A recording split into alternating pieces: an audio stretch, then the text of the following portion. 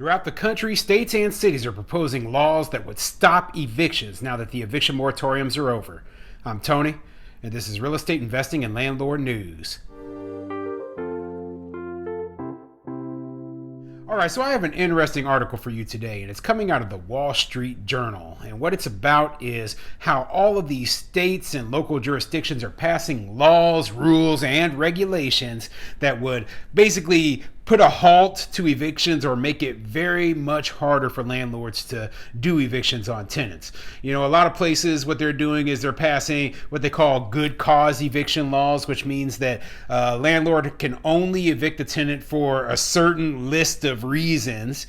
The other places, what they're doing is they're providing taxpayer-funded lawyers to tenants so that they can fight their eviction cases. And some places are just saying, you know, like, hey, we're not going to allow any evictions during winter, during the school year, etc. So it's crazy, all the new rules, all the new laws, all the new bills and regulations that they're putting out there. But what it really comes down to is that landlords are losing their property rights, okay? And I'm a strong believer in property rights. I believe that a person has a right to do what they want, within reason, of course, to the property that they own. And, you know, when they take these property rights away from landlords, what they're really doing is they're pushing for a socialist system where the government owns everything, the individual owns nothing, and I don't like that, okay? I really don't like that. I hate socialism, and I don't want to move any closer to that. So that's why I'm so much against this in all of my videos,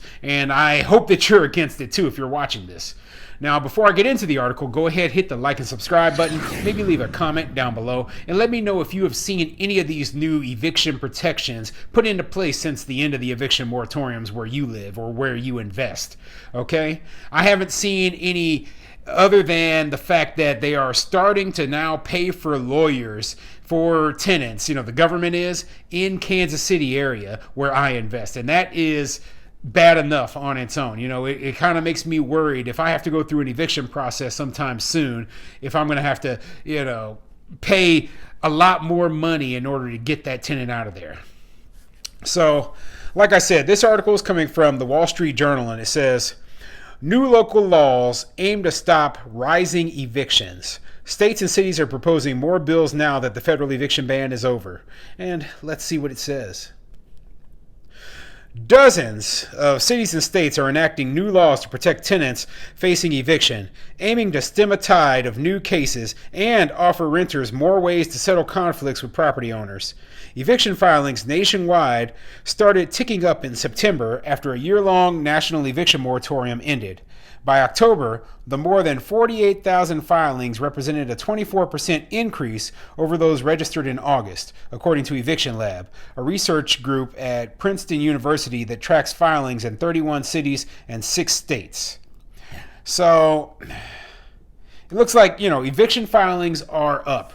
Okay, and that was bound to happen. Think about how long the eviction moratorium was in place. I mean, we're talking about, you know, it was in place for nearly a year and a half. So a lot of landlords, they were just waiting. They didn't get any rental assistance in many cases.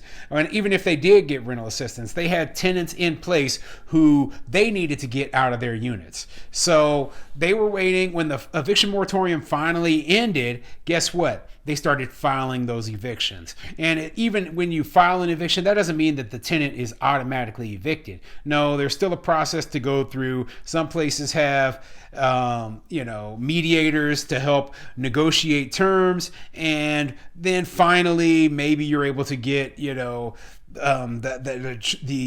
tenant evicted and then get them out of that property. So yeah, I mean, it takes a few months, even in the best case scenario, to get everything done. Now, due to all the local and state eviction moratoriums in some places, that means that the landlords had to wait even longer after the CDC eviction moratorium ended. So, like I said, I'm not a fan of these eviction moratoriums, and now that they're over, guess what? The tenants' rights activists, their plan, they were emboldened by the fact that, hey, we were able to get these eviction moratoriums put into place in the first place, and now we can use the sympathy card, right? We can play the sympathy card with lawmakers, especially the more progressive and left-leaning lawmakers, and get them to pass this legislation or propose this legislation that will make it almost impossible for a landlord to evict somebody, or make the process take so long that landlords lose tens of thousands of dollars. So like I said, the good cause eviction law is probably one of the biggest things that I've seen proposed lately that a lot of landlords all across the country are fighting, okay, especially up in New York State.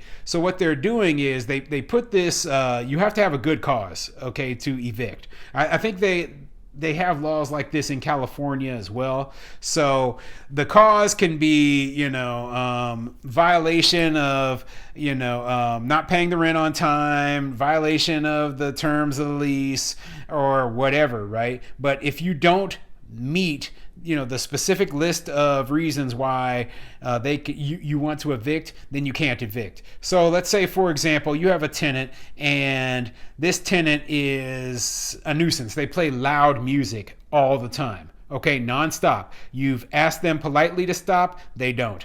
Okay, the police they can't do anything about it. It's a civil issue. That's what they tell you, right? The other tenants are all complaining about this tenant, and you're like, hey, listen, you can't be playing this loud music. They refuse. They call you a MFer to your face, right? And you're like, okay, I just got to get rid of this tenant. So their lease comes to an end at the end of their 1 year lease, and you're like, hey, I don't want to renew this anymore. Well, guess what? With the good cause eviction laws, you can't not renew their lease. You have to renew their lease unless it meets the terms of what they consider reason to evict somebody. So you no longer have the right in your property to decide who stays, who goes. You are just basically, you lost your property rights. That's how bad this is. So, that's just one of the bad things I see. Now, one of the other bad things I've seen is, of course, rent control. Now, as I mentioned in other videos, the Twin Cities up in Minnesota, St. Paul and Minneapolis, both are, passing rent control laws, okay? And the one in St. Paul is the most strict rent control law that has ever passed throughout the entire country, right? It caps rents at 3% per year. No thought whatsoever to inflation. It doesn't matter if you own a 1,000 unit apartment complex or a single family house, right? Not only that, right, but it doesn't take into consideration new construction versus old construction. So, there's no incentive at all for developers to want to build knowing that they won't be able to make any money. So immediately after these laws passed, guess what? Developers started backing out of projects. And this is the kind of craziness that's going on. Now, like I mentioned in one of my other videos, right? Kansas City area is pushing for a law that, basically they're not pushing for, they already passed this law. And what it does is it provides, government provided lawyers for tenants to fight their eviction cases. I've mentioned why I don't like that, because these lawyers, right, they consider themselves tenant advocates, but they're really not helping the tenant, because the tenants most of the time don't have a case to fight. They owe money to the landlord. They didn't pay the landlord. They need to find somewhere new to live. It's unfortunate. But it's not the fault of the landlord that this person couldn't pay their bills.